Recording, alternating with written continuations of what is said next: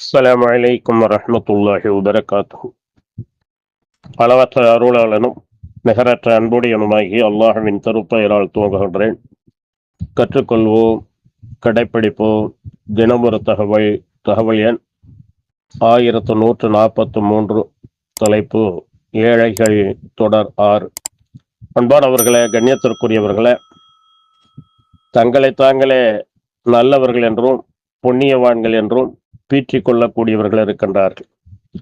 புண்ணியம் பற்றி அல்லாஹ் சுப்ஹானஹு வ தஆலா திருமறை குர்ஆனிலே கூறும்போது, லைஸல் பிர்ர அன் துவல்லு வுஜூஹக்கும் கிப்லல் மஷ்ரிகி வல் மஅரிபி வலாக்கின்னல் பிர்ர மன் ஆமன பில்லாஹி வல் யௌமில் ஆখিরি வல் மலாயிகத்தி வல் கிதாபி வன் நபியீன் وأن المال على حبه ذوي القربى واليتامى والمساكين وابن السبيل والسائلين وفي الرقاب وأقام الصلاة وآتى الزكاة والموفون بعهدهم إذا عاهدوا والصابرين في البأساء والضراء وحين البعث أولئك الذين صدقوا وأولئك هم المتقون.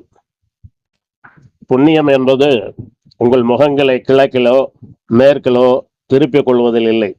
ஆனால் புண்ணியம் உடையவர்கள் யார் என்றால், அல்லாஹ்வின் மீதும் இறுதி நாளின் மீதும் வானவர்கள் மீதும் வேதங்களின் மீதும் நபிமார்கள் மீதும் நம்பிக்கை கொண்டு செல்வத்தை தம் விருப்பத்தின் மீது உறவினர்களுக்கும், அவர்களுடைய செல்வத்தை தம் விருப்பத்தின் மீது உறவினர்களுக்கும், அனாதைகளுக்கும், ஏழைகளுக்கும், வழிப்போக்கருக்கும், யாசிப்பவர்களுக்கும், அடிமைகளின் மீட்புக்காக கொடுப்பவருக்கும், அடிமைகளின் மீட்புக்காக கொடுத்தவரும், இன்னும் தொழுகையை முறையாக கடைபிடித்து ஜக்காத்தையும் கொடுத்து இன்னும் தாம் வாக்களித்தால் தம் வாக்குறுதிகளை நிறைவேற்றுவோரும், வறுமை, இழப்பு போன்ற துன்பத்திலும், நோய் நொடிகள் போன்றவற்றின் கஷ்டத்திலும், யுத்த சமயத்திலும் பொறுமையுடன் இருந்தவர்களும் ஆவர். அத்தகையோர் தான் உண்மையாளர்கள். இன்னும் அவர்கள்தான் இறைவனை பயப்படுபவர்கள். இவர்களே புண்ணியவான்கள் என்று அல்லாஹ் கூறுகின்றார்.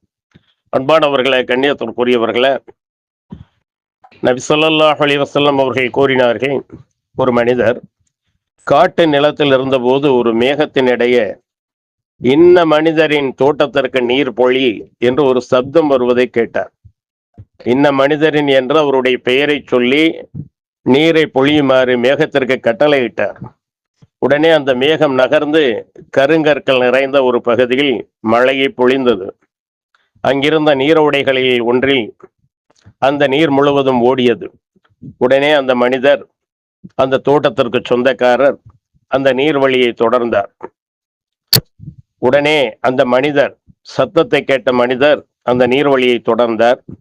அப்போது தோட்டத்திற்கு சொந்தக்காரர் ஒரு மனிதர் தமது தோட்டத்தில் நின்று கொண்டு மண்வெட்டியால் நீரை திருப்பி விட்டு கொண்டிருந்தார்.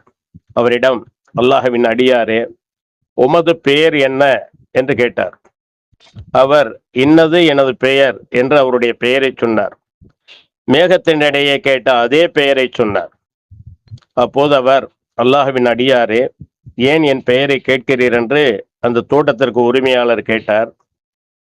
அதற்கு அந்த மனிதர், நான் மேகத்தினிடையே உமது பெயரை குறிப்பிட்டு இன்ன மனிதரின் தோட்டத்தில் நீரை பொழி என ஒரு சப்தத்தை கேட்டேன்.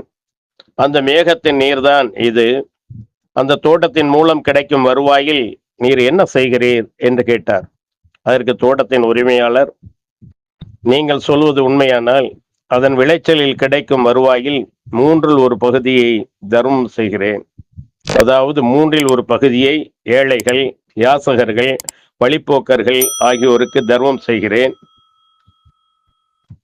அடுத்ததாக மற்றொரு 1/3 பகுதியை நானும் என் மனைவி மக்களும் உண்கிறோம். இன்னொரு 1/3 பகுதியை மறுபடியும் விவசாயம் செய்வதற்காக அதை நான் அந்த விவசாயத்தில் போடுகின்றேன் என்று அந்த தோட்ட உரிமையாளர் சொன்னார். இச்செய்தியை அபூ ஹுரைரா ரலியல்லாஹு அன்ஹு அவர்கள் அறிவிக்கின்றார்கள். இச்செய்தி சஹீஹ் முஸ்லிமில பதிவு செய்யப்பட்டிருக்கிறது. பண்பாடவர்களை, கண்ணியத்திற்குரியவர்களை, தர்மம் எந்த செல்வத்தையும் குறைத்து விடாது என்று நபி ஸல்லல்லாஹு அலைஹி வஸல்லம் அவர்கள் கூறினார். ஆக தர்மம் செய்ய செய்ய தர்மம் செய்பவரின் பொருளாதாரம் பெருகும், அருள் வளம் பெருகும், அபிவிருத்தி அல்லாஹ் தொடர்ந்து வழங்குவான். அதாவது அரியாபுரத்திலிருந்து அவர்களுக்கு ரிசுக்கை, உணவை அளிப்பார்.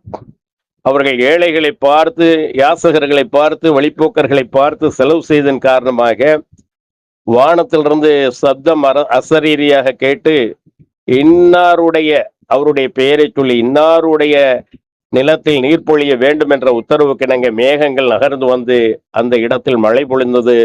இதை பார்த்து ஆச்சரியப்பட்ட அவர்தான் அந்த தோட்ட உரிமையாளரிடம் இந்த செய்திகளை சொல்லுகிறார்.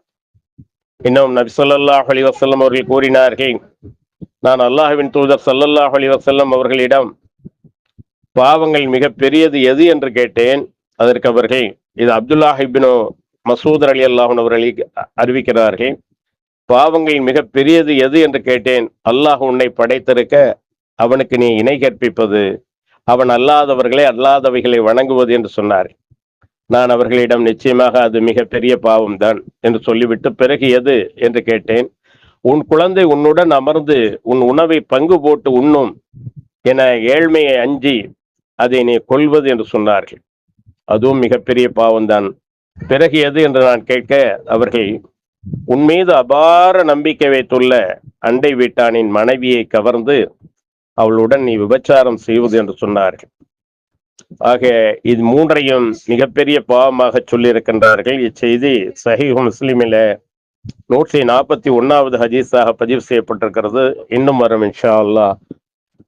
وآخر دعوانا الحمد لله رب العالمين. السلام عليكم ورحمة الله وبركاته.